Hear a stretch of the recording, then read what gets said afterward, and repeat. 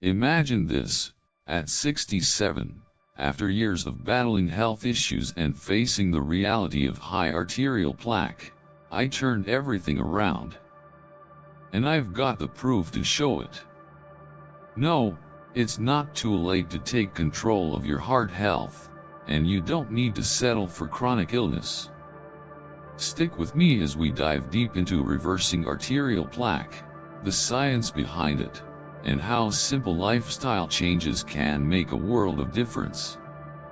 It all starts with understanding the plaque in your arteries and what truly matters for your heart. Arterial plaque, the thick buildup of fats and other substances in the blood vessels, is a common issue for older adults. This can cause arteries to stiffen, narrowing them and leading to potentially dangerous conditions like heart disease. But did you know that the plaque itself can be reversed or stabilized with the right approach? Here's the science. A scan called a CIMT, carotid intima media thickness, test can reveal your arterial age, showing whether your arteries are aging faster than your chronological age.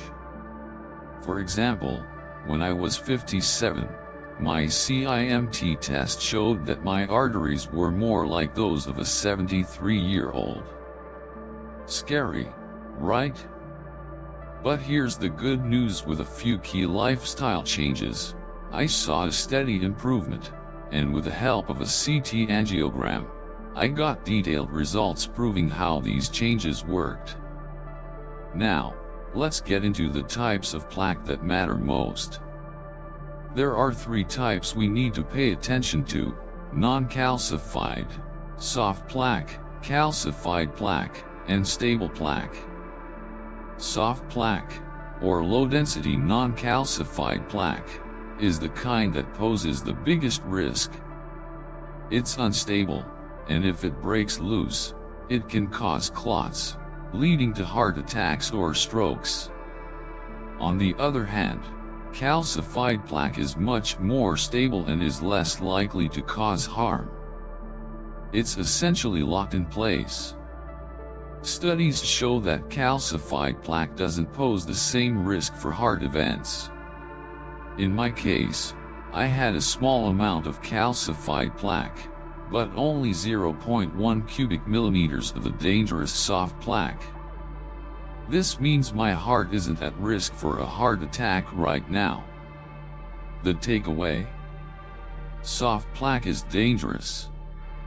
Calcified plaque, not so much.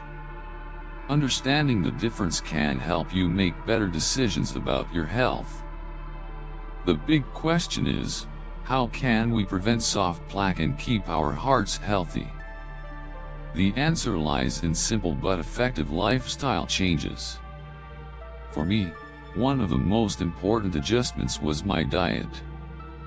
I stopped relying on carbohydrates, which are known to spike blood sugar and increase inflammation, a major contributor to plaque formation.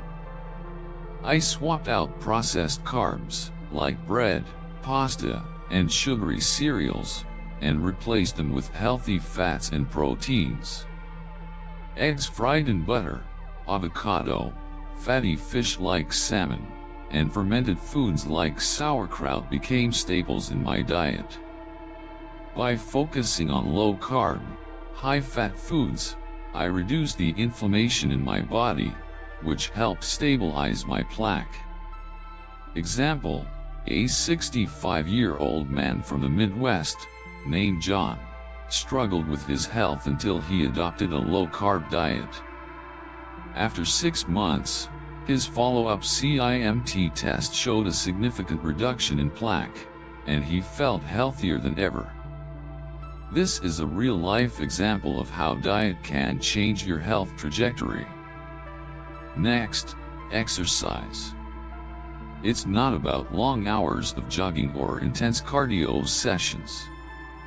Instead, I focused on resistance training and high-intensity interval training, HIIT.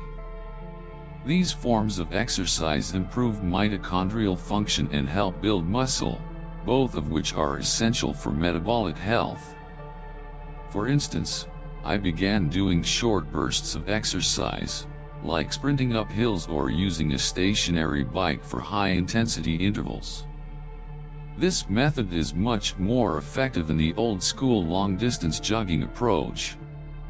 I also incorporated quick, targeted workouts that focused on my legs, which are the largest muscle group and key to boosting metabolism. We often forget how stress and poor sleep affect our health. Chronic stress raises cortisol levels, which in turn can increase plaque buildup. For me, sleep was a major hurdle. I struggled with sleep apnea, which was partly caused by jaw issues. But once I addressed the problem with an Invisalign device to improve my dental arch, my sleep improved drastically. Managing stress and improving sleep quality are crucial for lowering plaque levels and improving overall health.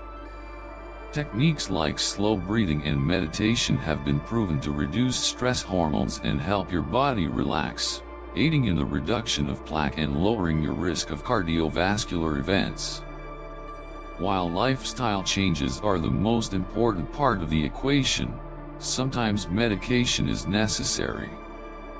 For those with high cholesterol or high blood pressure, medications like statins or aspirin can be helpful. However, I caution against relying solely on medication. Statins, for instance, can lower LDL cholesterol but don't address the underlying inflammation that causes plaque buildup. For some, metformin can be useful in managing blood sugar levels, but it's important to work closely with a doctor to monitor side effects and ensure that the dosage is appropriate. The most important lesson I learned through my own journey is this: it's never too late to make a change. While my arterial plaque wasn't gone entirely, I reversed much of it through simple lifestyle changes, better diet, targeted exercise, stress management, and a commitment to continuous improvement. If you've been told that it's too late to reverse your heart health, don't believe it. Start today, and you'll see changes. If you've learned anything today, it's this: health is not about perfection, it's about progress. Start small, make changes where you can, and you'll be surprised at the results. Reversing arterial plaque and improving heart health is possible, and you have the power to take control of your future. Remember, soft plaque is your enemy, and lifestyle changes are your best defense. It's not about being perfect, but about making progress. Start with small steps and focus on what matters: your diet, exercise, and stress management. If I can do it, so can you.